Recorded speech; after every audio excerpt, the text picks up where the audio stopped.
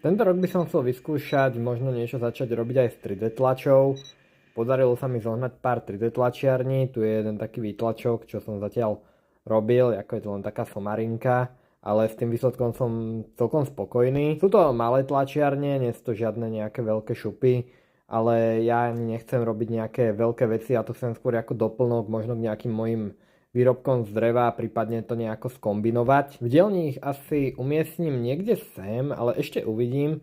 Tieto modré CO2 lasery, čo mám, tak to boli v podstate prvé, ktoré som si kúpil a hlavne som na nich robil záložky, ale aj bookmarkery, ale už teraz v podstate ich absolútne nepoužívam, pretože oproti týmto veľkým červeným to sa nedá porovnať, tá rýchlosť aj ten výkon. Už minulý rok som si hovoril, že ich predám, lebo mi to tu iba stojí, ale uvidím, chcel by som toto urobiť nejaký ten box. Takže pokiaľ by ste o ne mali možno záujem, tak mi kľudne napíšte a prípadne sa môžeme nejako dohodnúť.